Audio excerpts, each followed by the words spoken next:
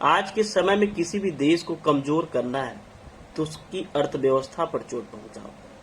यही काम भारत ने चीन के साथ किया। अब भारत की राह पर अमेरिका भी चल पड़ा है। नमस्कार, मैं आशीष शुक्ला और आप देख रहे हैं हमारा YouTube channel journalist Ashish Shukla. बीते सोमवार को रात्रि करीब 9 बजे भारतीय सरकार ने फैसला लिया कि चीन के जो 59 एप्लीकेशन है उसको भारत में पूरी तरीके से बैन कर दिया जाए। उसी राह पर, उसी डर्रे पर अब अमेरिका भी चल पड़ा है। चीन की 2 नामी गामी कंपनियां हुआई और ZTE को अमेरिका ने पूरी तरीके से अपने वहां बैन कर दिया है। जैसा कि आप सभी जानते हैं कि आज के समय में किसी भी देश से लड़ने का मतलब है उसकी अर्थव्यवस्था को चोट पहुंचाओ। भारत का ये फैसला सराहनीय है। तमाम तरह के विचार आए लोगों की कि इससे चाइना के ऊपर क्या इफेक्ट पड़ेगा, ये सब खैर अलग चीज है। लेकिन जो अमेरिका के राष्ट्रपति डोनाल्ड ट्रंप का बार बार बयान आ रहा है चीन को लेकर, और लगातार बयानबाजी कर रहे हैं कि जो ये कोरोना महामारी है, जो कोरोना वायरस है, इसका जन्मदाता भी चीन है और चीन ने जानबूझकर अपने प्रयोगशाला में इसका परीक्षण किया और इसको विभिन्न माध्यमों से पूरे विश्व में, पूरे संसार में इसको फैलाया, जो कहीं ना कहीं सही भी लगता है। चीन को खैर ऐसा आभास तो था नहीं कि वो अपनी चाल में पूरी तरीके से, बड़ी बुरी तरीके से फंस जाएगा, लेकिन अब चीन बुरी तरीके से फंस चुका है और WHO भी कहीं ना कहीं ऐसा लगता है कि पहले मिली हुई थी चीन से। तो खैर बार बार उससे सवाल जवाब हो रहे हैं, अब कार्यवाहियां होंगी। ये काफी पहले बयान आ चुका है, लेकिन आर्थिक मोर्चे पर अब कहीं ना कहीं पूरा जो विश्व है, जो अर्थव्यवस्था में इस समय मजबूत है, वो पूरी तरीके से चीन को कमजोर करने की फिराक में लग गए हैं। जैसा कि रिपोर्ट के अनुसार करीब $8.3 बिलियन के सामान जो है अमेरिका ने खरीदा था हुआई और ZTE से, और पिछले साल ही हुआई को अमेरिका ने ब्लैकलिस्ट कर दिया था।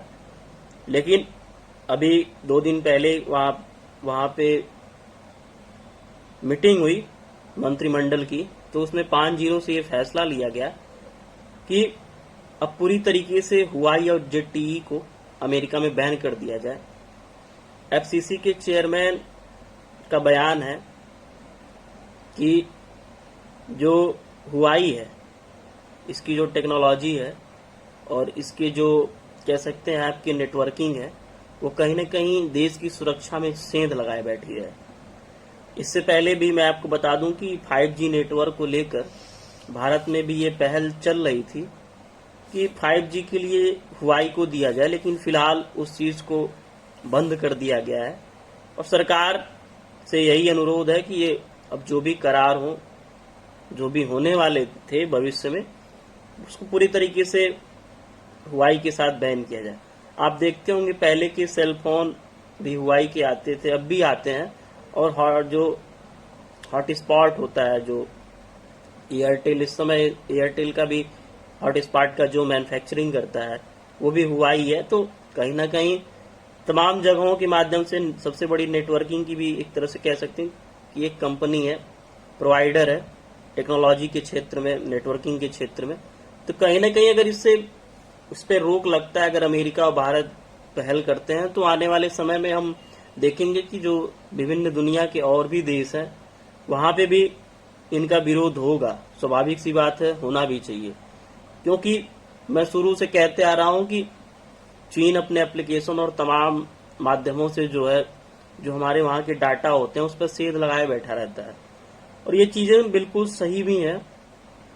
जो तमाम जांच एजेंसियां जांच पड़ताल के बाद जो भी रिपोर्ट सामने आई थी, उससे यही साफ साफ जाहिर होता था कि चीन जो है अपने एप्लीकेशन और जो भी माध्यम है उसके द्वारा जो विभिन्न देशों की डिटेल है उसको अपने वहां स्टोर करता है और साइबर क्राइम से जुड़ी तमाम तरीके से जो आपराधिक घटनाएं हो सकती हैं उसको अंजाम देता है। तो ये अमेरिका का फैसला और ट्रंप का बार बार बयान आना कि कोरोना महामारी, क्योंकि एक रिपोर्ट के अनुसार वहां के विशेषज्ञों का कहना है कि अगर हमारी पुलिस विभाग और हमारे चिकित्सक अधिकारी, चिकित्सा विभाग अगर इतने मुस्तैदी से काम न करें तो अमेरिका में पर डे लाखों केस आए।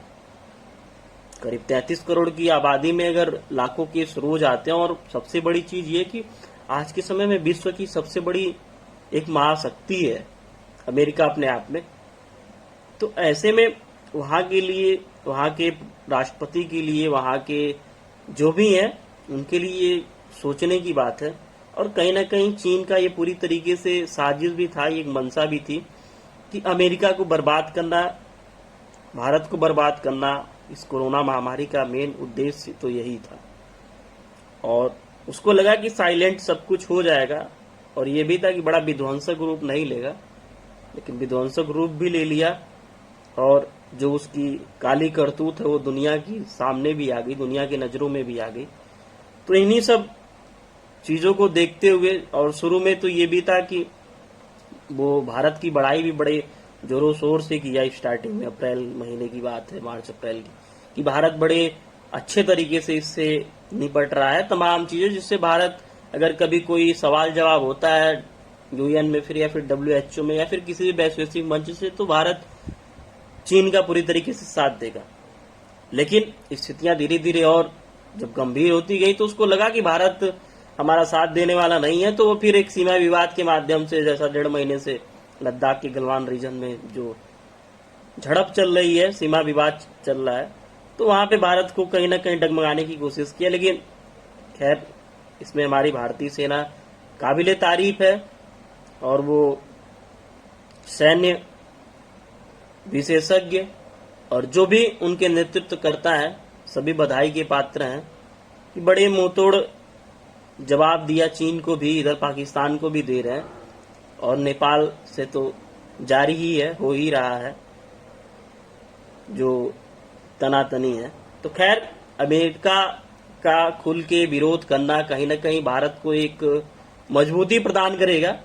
और भारत भी अभी इस पर, पहले यह था कि 5G वाला हुआई को दिया जाएगा, लेकिन अभी फिलहाल इस पर रोक लग गया, और आने वाले भविष्य में हम यही उम्मीद करते हैं कि 5G की नेटवर्किंग जो है टेक्नोलॉजी की, वो पूरी तरीके से भारत में हुआई से छीन लिया जाए, उसका जो भी करार हो उसको बैन कर दिया जाए।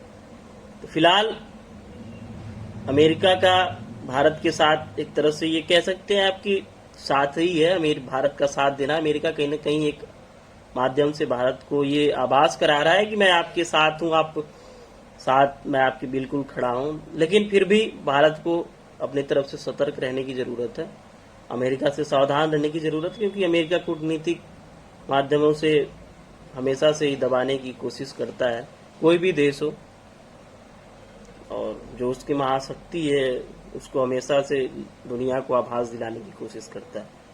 खैर, फिलहाल स्थितियां अभी की स्थितियां तो यही है कि चीन अब विवश होगा कहीं ना कहीं, जो सीमा विवाद में अभी तक उलझा पड़ा है, विवश होकर वो वहां से अपने रास्ते बदलेगा, जो भी चीजें हैं उसको दूर करेगा, और कोशिश यही करेगा कि भारत के साथ अब उसके रिश्ते जो हैं बड़े डगमगाए नहीं। लेकिन भारत पूरी तरीके से तैयार है।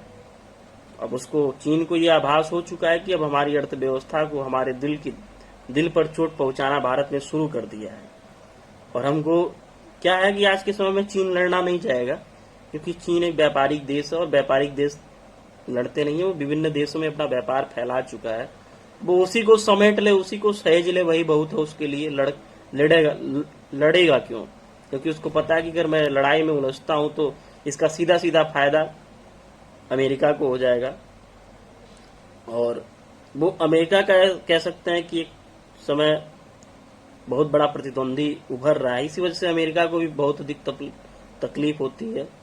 चीन, भारत और अमेरिका दोनों को अपना बहुत बड़ा प्रतिद्वंदी मानता है, और दक्षिण चीन सागर में जो बराबर की तनातनी रहती है, उधर अमेरिका भी बराबर उसको अल्टीमेटम देता रहता है, और चीन अपनी जो है हरकतों से बाज नहीं आता है।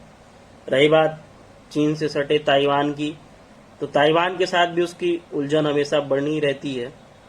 पिछले दिनों हांगकांग की रिपोर्ट आई ही थी कि वहां पे पूरी तरीके से तानाशाही करने जा रहा है, अपने में लेने जा रहा है, जो करार है उसको तोड़ने जा रहा है, जो हांगकांग के लोगों की स्वतंत्रता है उसको खत्म करने जा रहा है। तो ये तमाम चीजें हैं, ये चीजें दुनिया के सामने धीरे धीरे उभर के आ रही हैं और आएंगी, स्वाभाविक सी बात है। तो कहीं ना कहीं वैश्विक मंचों से ये हम उम्मीद कर सकते हैं कि चाइना अपनी चाल में खुद ही उलझता जाएगा। फिलहाल जो अर्थव्यवस्था की मार है, जितना हो सके यही कोशिश रहेगी भारत की भी, और जिसको भी अन्य भी जो देश जिनको ये पूरी तरीके से उम्मीद है कि ये जो महामारी है इसका जन्मदाता चीन ही है, तो वो पूरी तरीके से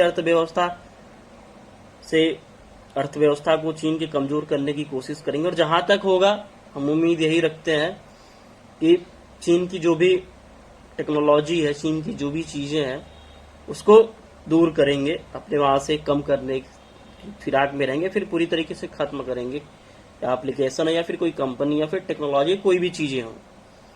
फिलहाल अब जैसा भी देख ही रहे हैं कि जो अभी महामारी की स्थिति है इससे पूरा विश्व प्रभावित है।